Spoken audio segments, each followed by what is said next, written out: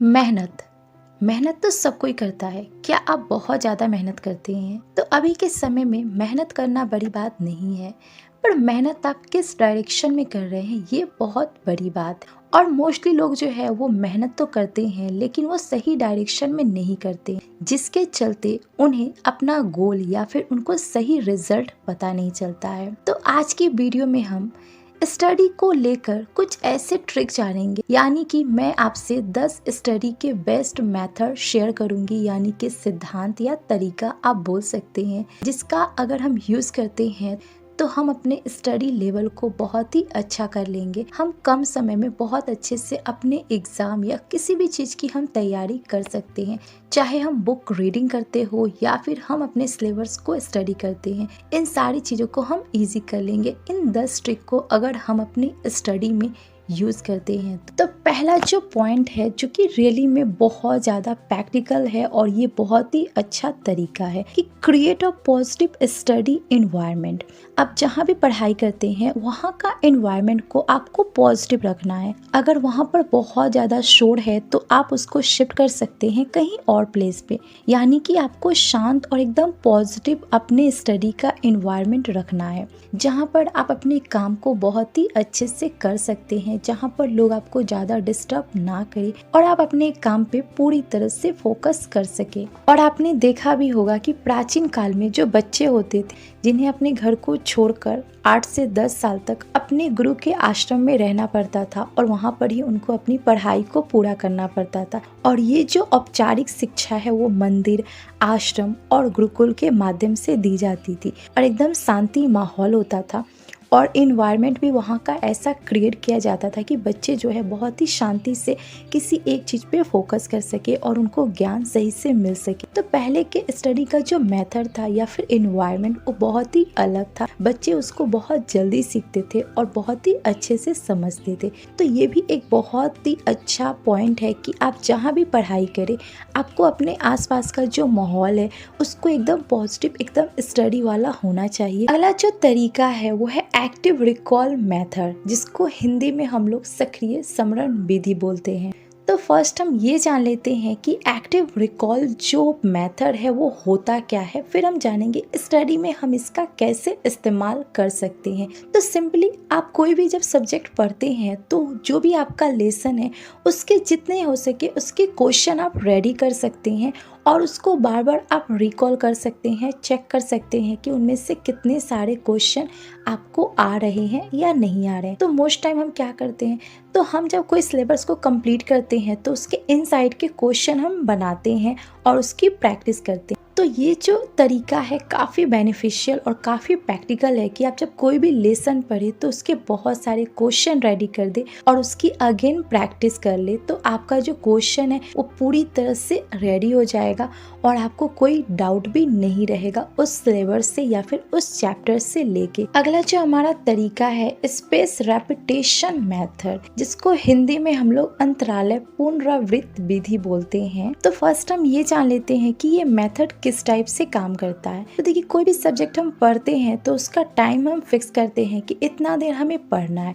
उसके अकॉर्डिंग हम उसको अच्छे से प्रिपेयर करते हैं। तो सम टाइम अगर हमको लगता है कि ये सब्जेक्ट में हमको टाइम लगेगा तो उसके अकॉर्डिंग हम अपने डे के रूटीन को या फिर हम अपने वीक के रूटीन को बढ़ा या घटा सकते हैं, जिसके थ्रू हमको प्रॉब्लम नहीं होगी और हम अच्छे से एक टाइम टेबल बनाकर अपने विषय को यानी कि सब्जेक्ट को अच्छे से पढ़ सकते हैं।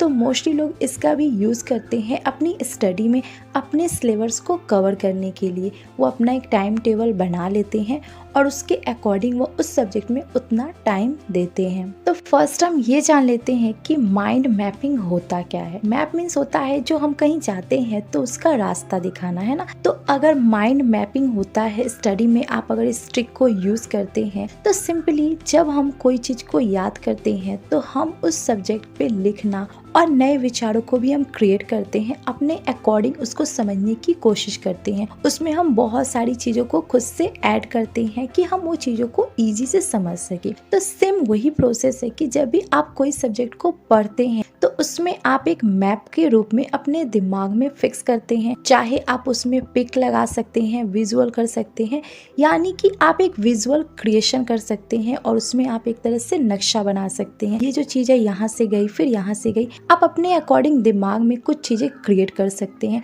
यानी कि सिंपली अगर मैं आपको बोलूँ तो ये जो ट्रिक होता है वो मोस्टली लोग हैं तो अपने दिमाग में कुछ क्रिएशन तैयार करते हैं पिक्चर के थ्रू और उसको एक मैप के रूप में तलाशते हैं और फिर उसको अपने दिमाग में फिक्स करने की कोशिश करते हैं। तो ये भी ट्रिक बहुत ही अच्छा है। अब इसी में हम ये भी जान लेते हैं कि कलर कोडिंग क्या होती है, जिसका यूज़ लोग स्टडी में यूज़ करते हैं। तो सिंपली आपने देखा होगा कि जब कोई टीचर पढ़ाता है तो वो डिफरेंट टाइप के कलर का यूज़ करता है कोई भी स्ट्रक्चर को समझाने के लिए। तो उसके थ्रू भी हम जो है स्टडी जो है ईजी कर सकते हैं और इस ट्रिक का हम यूज़ कर सकते हैं। अगला जो तरीका है ये भी बहुत इम्पॉर्टेंट है और इसका भी लोग जो है एग्ज़ाम से पहले करते हैं, यानी कि प्रैक्टिस टेस्ट। देखिए हम सब्जेक्ट तो पढ़ लेते हैं पर सम टाइम हम चीज़ें भूल जाते हैं, तो उसके लिए लोग अपना एक प्रैक्टिस सेट तैयार करते हैं, यानी कि जितने भी उन्होंने क्वेश्चन रेडी किया है उसको एक तरह से वो रिवाइज करते हैं या फिर उस क्वेश्चन को अगेन वो पढ़ते हैं और उसका आंसर लिखने की कोशिश करते हैं, चाहे वो बोल के करे या फिर वो रिटर्न फॉर्म में करे, और उसको एक तरह से टेस्ट के रूप में लेते हैं और देखते हैं कि ये जो सब्जेक्ट मैंने रेडी किया है इसमें मैं कितने नंबर ला सकता हूँ और मैं कितना कैपेबल हूँ इस सब्जेक्ट के लिए। तो इस हिसाब से वो जो तो इस तरह से वो अपना एक प्रैक्टिस टेस्ट देते हैं और ऐसे बहुत सारे इंस्टीट्यूशन हैं या फिर टीचर लोग भी कराते हैं अपने स्टूडेंट को एग्ज़ाम से पहले। तो ये भी ट्रिक है जो कि मोस्टली लोगों को पता है और हम यूज़ भी करते हैं। अगला जो हमारा तरीका है या मेथड है जो कि स्टडी का है वो है ग्रुप स्टडी। कि ग्रुप स्टडी का मतलब होता है बहुत सारे स्टूडेंट जो है एक साथ बैठकर पढ़ते हैं। अब इसकी कुछ बेनिफिट है और कुछ इसके एक तरह से नुकसान भी है। अब देखिए बेनिफिट हमें ये है कि जब हम किसी टॉपिक पे एक ग्रुप स्टडी करते हैं तो वहाँ पर हमें नए आइडिया मिलते हैं, हम सर्च भी करते हैं, लोगों के ओपिनियन और भी बहुत सारे नॉलेज हमें मिलते हैं, जिससे हमारा दिमाग जो है थोड़ा डेवलप भी होता है। लेकिन वहाँ पर नुकसान ये है कि जब हम उस टॉपिक को लेकर बहुत सारे विचारों को सुनते हैं तो हम एक तरह से कंफ्यूज भी हो जाते हैं। तो ये चीज़ें हैं, तो ये एक तरह से मैं बोलूँगी अच्छा भी है बट समटाइम ये अच्छा नहीं होता। देखो समटाइम लोग एक और चीज़ करते हैं जो कि है ग्रुप स्टडी में वो बहुत बातचीत करते हैं, पढ़ाई पे थोड़ा कम फोकस होता है और वो बातचीत यहाँ वहाँ की बातें भी बहुत करते हैं। तो ये भी एक तरह से अच्छा है और साथ में खराब भी है, बट आप इसका यूज़ कर सकते हैं अगर आपके ग्रुप में ऐसे स्टूडेंट या दोस्त है जो कि यहाँ वहाँ की बातें नहीं करते हैं और पूरा फोकस जो है स्टडी पे देते हैं। अगला जो तरीका है वो बहुत ही अच्छा है और स्पेशली ये तरीका मुझे बहुत पसंद है जो कि है टीच समवन एल्स।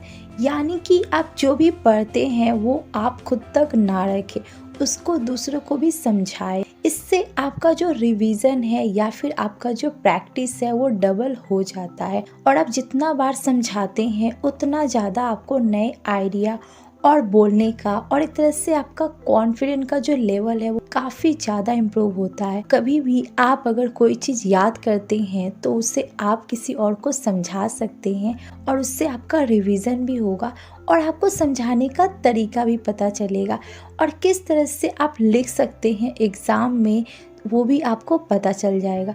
तो ये बहुत ही अच्छा मेथड है कि हम कोई भी चीज़ जब सीखते हैं तो हम किसी और को सिखाते हैं, हमारी डबल प्रैक्टिस हो जाती है, हमें नए नॉलेज मिलते हैं। तो it's a very good thing कि हम जो सीखे वो किसी और को भी हम सिखा दें और इस मेथड का यूज़ ऑलमोस्ट सभी लोग करते हैं और इससे रियली में हमारा जो नॉलेज है, हमारा जो समझाने का तरीका है वो बहुत ज़्यादा इम्प्रूव होता है। अगला जो तरीका है वो है समराइजेशन। ये तरीका काफ़ी अच्छा है, इसको हम लोग हिंदी में बोलते हैं संक्षेप में किसी चीज़ को समझाना। मान लीजिए आपका टॉपिक काफ़ी बड़ा है और आप कब से पढ़े जा रहे हैं बट आपको कुछ भी समझ में नहीं आ रहा है, तो वहाँ पर आप अपने टॉपिक को थोड़ा छोटा कर सकते हैं, उसके मेन पॉइंट को आप हाईलाइट कर सकते हैं और उसको आप एक कॉपी में उतार सकते हैं और देन उसकी प्रैक्टिस आप कर सकते हैं। यानी कि ये जो तरीका होता है, आप किसी भी लंबे पॉइंट को या फिर लंबा टॉपिक को आप उसको छोटा रूप दे सकते हैं और उसको लिख सकते हैं। यानी कि बेसिकली आपको इसमें आपके लार्जेस्ट जो पार्ट है, यानी कि काफ़ी बड़ा जो टेक्स्ट है, उसको आप छोटा और इम्पॉर्टेंट उसकी समराइजिंग आप कर सकते हैं। आपने देखा होगा कि मूवी का भी एक तरह से छोटा पार्ट पहले रिलीज होता है कि उस मूवी में है क्या, देन उसका पूरा बड़ा पार्ट हमको देखने को मिलता है। तो ये भी बहुत ही अच्छा तरीका है। किसी भी टॉपिक को आप छोटा कर सकते हैं, उसके जो इम्पोर्टेंट पॉइंट है उसको आप हाईलाइट कर सकते हैं। अगला जो तरीका है वो है पोमोडोरो टेक्निक। ये टेक्निक भी काफ़ी इंटरेस्टिंग है। इसको मैं समझा दूँ कि ये टेक्निक पहले है क्या, फिर ये कैसे हमारे लिए बेनिफिशियल है, वो भी हम जानेंगे। तो ये जो टेक्निक है, ये बेसिकली जब हम कोई काम करते हैं, यानी कि बेसिकली ये टाइम मैनेजमेंट टाइप का ये है कि कोई भी स्टडी हम करते हैं या कोई भी काम करते हैं तो उसको हम ब्रेक डाउन करके कर सकते हैं। यानी कि जो ब्रेक हम लेते हैं, मान लीजिए आधा घंटा तक आपने कोई काम किया, लाइक स्टडी आपने किया, तो वहाँ पर आप 5 मिनट का या फिर 10 मिनट का ब्रेक ले सकते हैं और अगेन उस चीज़ को स्टार्ट कर सकते हैं। तो बेसिकली ये टाइम मैनेजमेंट का होता है कि हम एक साथ कोई काम बहुत ही लंबे समय तक नहीं कर सकते हैं, तो वहाँ पर हम इसके छोटे छोटे भाग को बांट देंगे और अगेन हम उस काम को करेंगे। और ये जो शब्द है ये इटालियन शब्द है, तो ये भी टेक्निक काफ़ी अच्छी है जो कि हमारे फोकस लेवल को बढ़ाती है। यानी कि हम एक साथ जब कोई चीज़ पे पूरा फोकस नहीं दे पाते तो हम थोड़ा देर उसको ब्रेक ले सकते हैं, देन अगेन हम इसको स्टार्ट कर सकते हैं। ये हमारे ब्रेन के लिए भी काफ़ी अच्छा टेक्निक है जो कि बहुत लोग इसका यूज़ करते हैं। अगला जो तरीका है ये भी काफ़ी इंटरेस्टिंग है, मे बी आप जानते हो या नहीं भी जानते हो, पर आज आप जान जाएंगे। वो है हमारा PQ3R and the PQ4R method. ये मेथड भी काफ़ी इंटरेस्टिंग है। तो इसका फुल फॉर्म क्या है, देन हम जानेंगे ये मेथड कैसे काम करता है। SQR3 जो है सर्वे, क्वेश्चन, रीड या फिर रेटिस या रेसिट, रिव्यू, एंड SQ4R का मतलब भी सेम ही होता है, बट इसमें रिफ्लेक्ट और रेसिंग रिव्यू ऐड हो जाता है। ये जो मेथड है बेसिकली हमारे जो एबिलिटी है उसको डेवलप करता है। इसे डिज़ाइन किया गया है वो जो भी हमारा जो स्टडी मटेरियल है उसे हम बेहतर तरीके से पढ़ सके और काफ़ी लंबे समय तक याद रख सकते। तो अब मैं आपको एक बहुत ही इंटरेस्टिंग मेथड बताऊंगी जो कि रियली में बहुत ज़्यादा अच्छा है। ये मैं आपको एक्स्ट्रा बता रही हूँ बिकॉज आपने पूरा वीडियो देखा, तो एक बहुत ही अच्छा ये ट्रिक है जो कि है 983 स्टडी मेथड या फिर एक तरह से शेड्यूल। ये बेसिकली एक टाइम मैनेजमेंट का एक तरह से स्टडी प्लान होता है जिसमें इसको अलग अलग टाइम को बांटा गया है। आप मैं समझा दूँ कि 9 का मतलब क्या है, 8 का मतलब क्या है और 7 का मतलब क्या है। देखिए 9 का मतलब है कि हम 9 आवर स्टडी करेंगे, 8 का मतलब है कि हम 8 घंटे सोएंगे और 7 का मतलब है कि हम 7 घंटे में अपनी जो भी एक्स्ट्रा जो काम है, लाइक ईटिंग, खेलना, कूदना, हंसना, टीवी देखना या फिर जो भी हमारी अदर जो एक्टिविटी है उसे हम कर सकते हैं इन 7 घंटों में। तो ये बहुत ही अच्छा तरीका है। इसमें जो देखिए 8 आवर रखा गया है रियली हमारे स्लीप के लिए, यानी कि सोना भी उतना ही ज़रूरी है बिकॉज हम कोई भी चीज़ याद रखते हैं तो जब तक हम पूरी नींद नहीं लेते हैं तो हम भूल भी जाते हैं। तो ये भी बहुत ही अच्छा तरीका है जिसका लोग यूज़ करते हैं और ऐसे बहुत सारे तरीके हैं जिसका आप यूज़ कर सकते हैं। देखिए सेम रूटीन से जब हम पढ़ते हैं तो हमारा दिमाग भी बोर हो जाता है, इसलिए दिमाग को भी थोड़ा सा हमें घुमाना चाहिए और अपने अकॉर्डिंग उसको काम भी कराना चाहिए। तो आई होप आपको ये सारे तरीके अच्छे लगे होंगे और इनमें से कौन सा आपको बेस्ट तरीका लगा आप मुझे कमेंट में बता सकते हैं। और वीडियो पूरा आपने देखा उसके लिए दिल से थैंक यू। और यस, वीडियो अच्छा लगे तो प्लीज़ लाइक, कमेंट और इस चैनल को भी सब्सक्राइब कर लीजिएगा। And last again thank you.